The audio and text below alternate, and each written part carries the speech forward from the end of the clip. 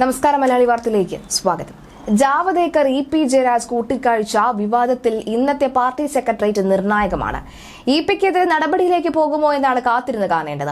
ബി.ജെ.പിയിൽ ചേരാൻ ശ്രമം നടത്തിയെന്ന ആരോപണങ്ങൾക്കിടെ മാധ്യമങ്ങളോട് പ്രതികരിച്ച ഇടതുമുന്നണി കൺവീനർ ഇ.പി. ജയരാജൻ ഇന്നലെ രംഗത്തെത്തി. തനിക്കെതിരെ ഗൂഢാലോചന നടന്നു എന്ന് ആവർത്തിക്കുകയാണ് ഇ.പി. ജയരാജൻ. ബി.ജെ.പി നേതൃത്വത്തിൽ ഗൂഢാലോചന നടന്നു, കാര്യങ്ങൾ അന്വേഷിക്കാതെ മാധ്യമങ്ങളും ഒപ്പം ചേർന്നുവെന്നും ഇ.പി. വിമർശിച്ചു. മുഖ്യമന്ത്രിയുടെ ശിവനും പാപിയും പരാമർശം സ്വാഗതാർഹമാണ് എന്നും അദ്ദേഹം കൂട്ടിച്ചേർത്തു. മുഖ്യമന്ത്രിയുടെ ഉപദേശം ഇരു കൈയും നീട്ടി സ്വീകരിക്കുകയാണ്. അദ്ദേഹം പറഞ്ഞത് എല്ലാവർക്കുമുള്ള ഉപദേശമാണ്. തെറ്റുപറ്റാൽ തിരുത്തി മുന്നോട്ട് പോകുമെന്നും ഇ.പി. ജയരാജൻ പറഞ്ഞു. താൻ ബി.ജെ.പിയിലേക്ക് പോകുമെന്ന് പറഞ്ഞാൽ ആരും വിശ്വസിക്കില്ല എന്ന് പറഞ്ഞ ഇ.പി. ജയരാജൻ ശോഭാ സുരേന്ദ്രനെ നേരിട്ട പരിചയമില്ല എന്നും തൃശൂരിലോ ദില്ലിയിലോ വെച്ച ശോഭാ സുരേന്ദ്രനെ കണ്ടിട്ടുണ്ടെന്നും കൂട്ടിച്ചേർത്തു. ഗൾഫിൽ വെച്ച ബി.ജെ.പിയുമായി ചർച്ച നടത്തിയെന്നാണ് കെ.പി.സി.സി പ്രസിഡന്റ് കെ. സുധാകരൻ പറയുന്നത്. താൻ ഗൾഫിൽ പോയിട്ട് വർഷങ്ങളായി എന്നും ഇ.പി. ജയരാജൻ മാധ്യമങ്ങളോട് പ്രതികരിച്ചു.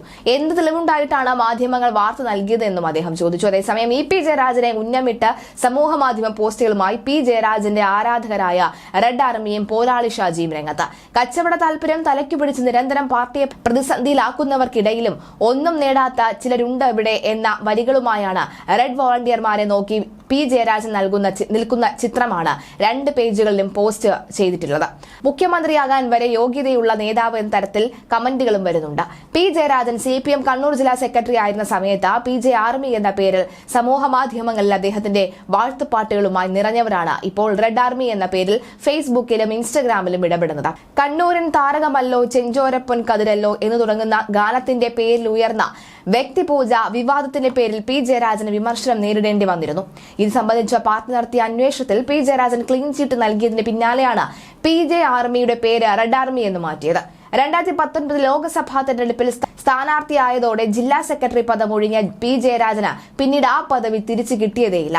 തുടർന്നുള്ള നാളുകളിൽ പി. ജയരാജൻ അനുകൂല പോസ്റ്റുകളും വാഴ്ത്തുപാട്ടുകളുമായി നിറഞ്ഞ PJ ആർമി പേജ് അദ്ദേഹത്തിന്റെ രാഷ്ട്രീയ ഭാവിക്ക് തന്നെ ഭീഷണിയാകുന്ന സ്ഥിതിയിലേക്ക് വളർന്നു വന്ന തരത്തിലേക്ക് മാറി. സ്വർണ്ണക്കടത്ത, കൊട്ടേഷൻ കേസുകൾ ഉൾപ്പെട്ട ആകാശ് തില്ലങ്കേരിയും അർജുൻ ആയങ്കിയും ഉൾപ്പെടെയുള്ളവർ സജീവമായിരുന്ന PJ ആർമിയെ പി. ജയരാജൻ പലവട്ടം തള്ളിപ്പറയേണ്ടി വരികയും ചെയ്തു. CPM സംസ്ഥാന സെക്രട്ടേറിയറ്റിൽ പി. ജയരാജനെ ഉൾപ്പെടുത്താതിരുന്നതിനെ തുടർന്ന് 2022 റെഡ് ആർമിയും പോരാളി ഷാജിയും വിമർശിച്ചിരുന്നു. അതേസമയം ഇ.പി. വിവാദം ശക്തമാകുന്നതിൽ ബി.ജെ.പിയിലെ ഒരു വിഭാഗത്തിന് അമർഷമുണ്ട്. മറ്റു പാർട്ടിയിലെ നേതാക്കളെ പാർട്ടിയിലെത്തിക്കാനുള്ള നീക്കങ്ങൾ പുറത്തുവരുന്നതിലാണ് അതൃപ്തി. രഹസ്യ ചർച്ചയുടെ വിവരങ്ങളുടെ വെളിപ്പെടുത്തലോടെ ഇനി ആരെങ്കിലും ചർച്ചയ്ക്ക് തയ്യാറാകുമോ എന്നാണ് ചോദ്യം. ഓപ്പറേഷൻ ലോട്ടസിനുള്ള ശ്രമം കേരളത്തിലും തുടങ്ങിയിട്ട് നാളുകളേറെയായി. കോൺഗ്രസിലെയും CPMിലെയും പല പ്രമുഖരും ബി.ജെ.പിയിൽ എത്തുമെന്ന അഭ്യൂഹങ്ങൾ നേരത്തെയും ശക്തമായിരുന്നു. വൻ നേതാക്കൾ എത്തുമെന്ന അവകാശവാദത്തിനിടെ അടുത്തിടെ എത്തിയത് പത്മജ വേണുഗോപാലും അനിൽ ആന്റണിയുമാണ്. വന്ന നേതാക്കളെക്കാൾ വലിയ ചർച്ചയായത് ഇ.പി. ജാവദേക്കർ കൂടിക്കാഴ്ചയുമാണ്.